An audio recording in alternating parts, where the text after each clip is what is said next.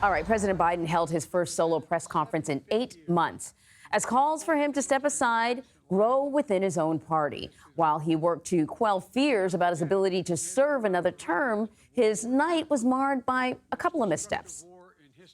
And now I want to hand it over to the president of Ukraine, who has as much courage as he has determination. Ladies and gentlemen, President Putin.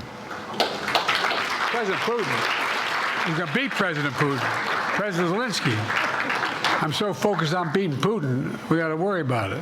Anyway, look, I wouldn't have picked Vice President Trump to be vice president, but I think she was not qualified to be president. All right, so former President Trump was, of course, quick to jump onto Biden's blunders. They're calling it his, quote, big boy press conference in a Truth Social post. So for more on all of this, let's bring in our political panel, Joel Payne and Marc Lotter. Joel is a CBS News political contributor, Democratic strategist, and chief communications officer for Move On. And Marc is a former special assistant to then President Trump and former director of strategic communications for the Trump-Pence 2020 campaign. Great to see you guys. So, Joel, I got to start with you. By and large, I think that most people thought that the president did well in this solo press conference. But it occurred to me that this is, everything he does is going to be sort of a bit of a Warsaw test in that if you are concerned about the president's ability to win an election and lead, you're going to focus on the stumbles.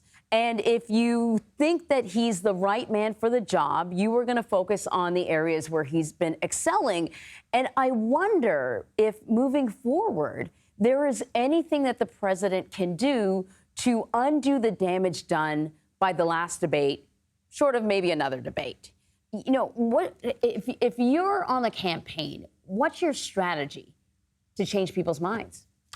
Yeah, Anne-Marie, I think you're asking the right question. I do think we've set up this obstacle course for Joe Biden that's unwinnable in some ways, right? I mean, he stood up there for about an hour last night and for 20 of those minutes almost gave a pretty high level, back and forth on trans-specific policy with David Sanger of the New York Times and seemed to be just fine. That does not look like a man that is not in control of his facilities. The questions that maybe were not answered were, can this person wage a vigorous, campaign for the next 4 months and beyond to defend his message and defeat Donald Trump? And a lot of the concern, I think, that you're seeing from Democrats is projection.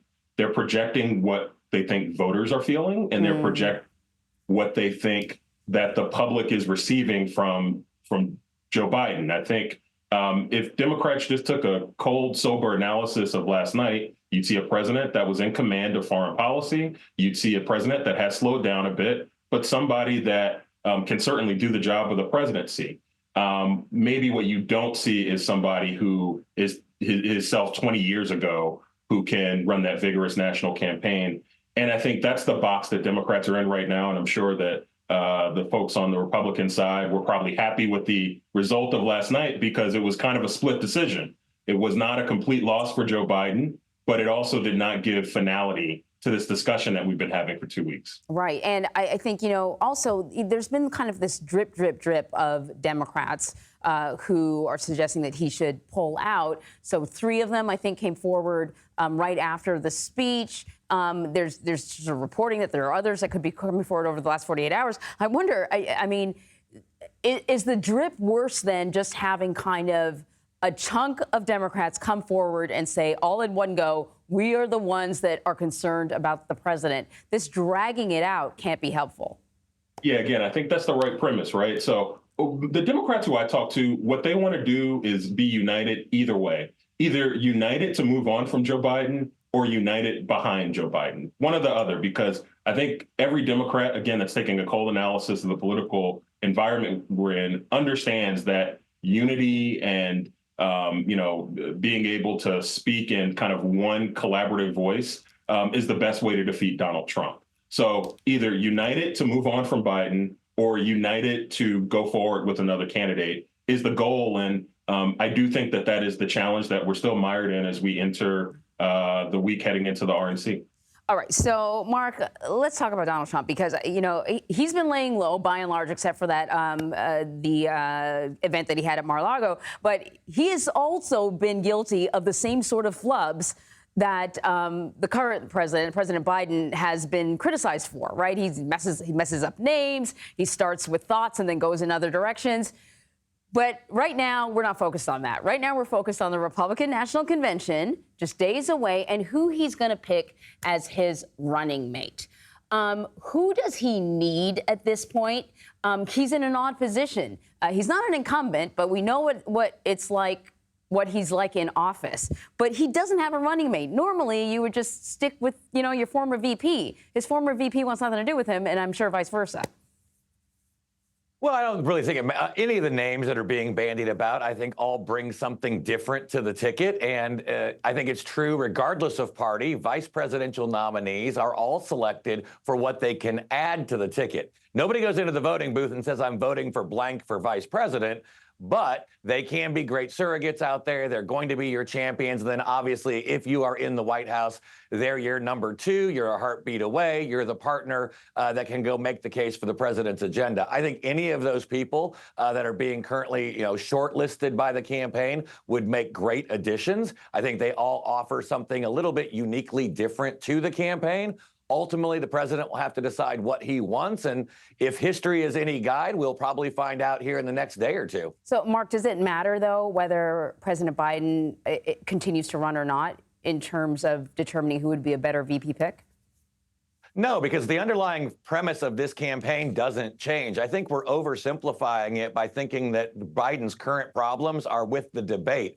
He was losing going into the debate. He was losing in the national polls. He was losing in every swing state. He was losing on every major issue. 2/3 of the American people before the debate said that America is going on the wrong track. And that's because they don't like the price of gas and groceries. They don't like the wide open southern border. They don't like the wars that are raging around the world. And all of those are because of Joe Biden and his lack of leadership. Regardless of whose name you put at the top of the Democrat ticket, it's not like they're suddenly going to want to drill, baby, drill, seal the border, or deal with the issues that matter to the American people. They're stuck with these failed policies. And so Donald Trump will just continue to run the campaign based on, are you better off now than you were when I was in office? The answer is no. And he will continue to press ahead no matter who the Democrats put on the ticket. Joel, I'll give you like a couple of lines to respond to Mark. Yeah, obviously, I disagree. And look, I think one thing that's notable to me is that Donald Trump has not risen since Joe Biden has had his challenges, right? We've seen Joe Biden fall a bit. And again, I've said many times it's because traditional Democratic constituencies haven't come home yet. But Donald Trump has not risen. In fact, there's a national poll today that shows that Joe Biden's ahead nationally. That would be concerning to me if I was at high command in Trump world. Right. And I think that's something they're going to have to tussle with. All right, Joel Payne, Marc Lotter, thank you so much, gentlemen. Thank you.